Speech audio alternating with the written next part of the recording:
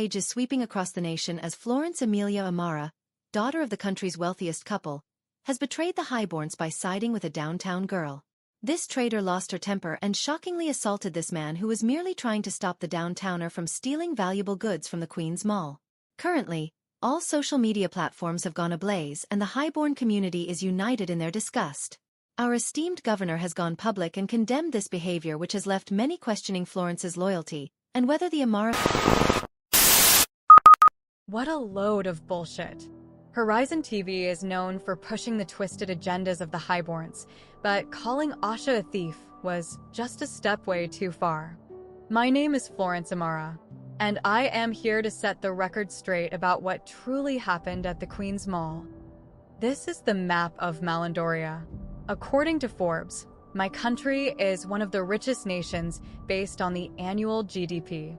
Ironically, all the wealth came from ironwood, while downtown relied on the scraps left behind by Ironwood's opulence, and Southgate remains nothing more than a vast cemetery.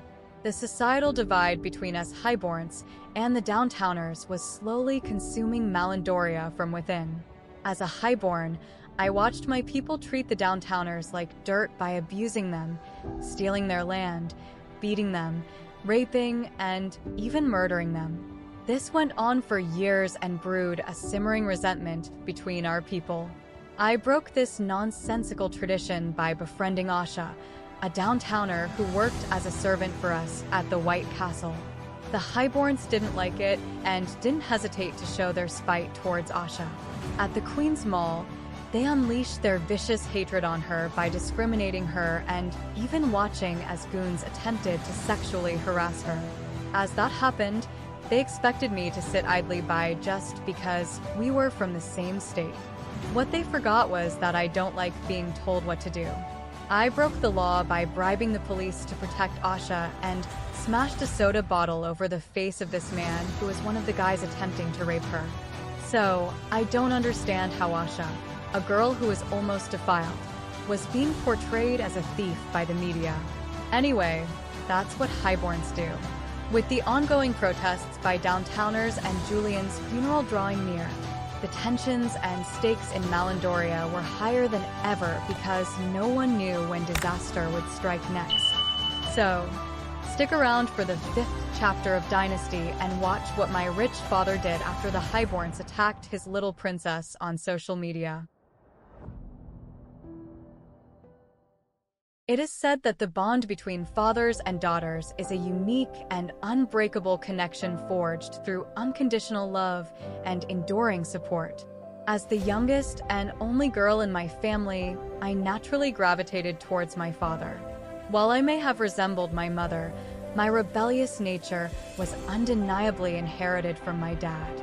He often reminded us that the world was a harsh, unkind battlefield that punished the weak.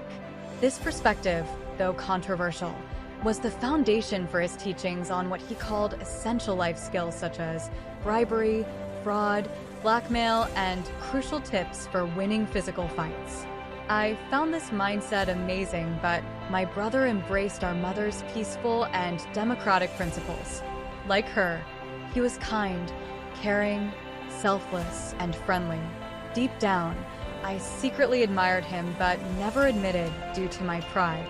Instead, I showed my affection by annoying him on a daily basis. Our family's contrasting views on life created a balanced approach to handling difficult situations. My mother always started initiating the peaceful negotiations, and if she failed, my father stepped in and did his thing. When the media falsely portrayed Asha and I as criminals, my mother became our first line of defense and advised my father on how to peacefully navigate the situation. As I said before, I am my father's daughter, and just like me, my dad's definition of peace was quite different from what normal people think. He promised my mom that he wouldn't physically harm anyone, and as a classy gentleman, he kept his word. But he didn't mention anything about the other ways of harming someone. Therefore, he met these two guys at a rendezvous point. I don't remember their names, but the one in the white suit was related to the dude who literally lost an eye after pissing me off. He He was probably his father or uncle or something like that. The other guy in the navy blue suit was his lawyer. He tried to intimidate my dad by quoting the caps and acts of the Constitution. He further mentioned all the forms of physical assault to a fellow citizen and demanded monetary compensation for his client. After I poked out the eye of this guy, my dad liked him because he was quite smart since he knew and understood the law. Sadly, he was not dealing with the naive downtowners he used to molest using corrupt methods. Instead, his adversary was a well-connected billionaire who perfected the art of blackmail and manipulation. As he was busy making demands, my dad reminded him that huge malls are always under 24-hour CCTV surveillance. He further reminded him that being the owner of such a huge mall gave him access to any footage he desired, even if it was hidden from the public by a biased media house.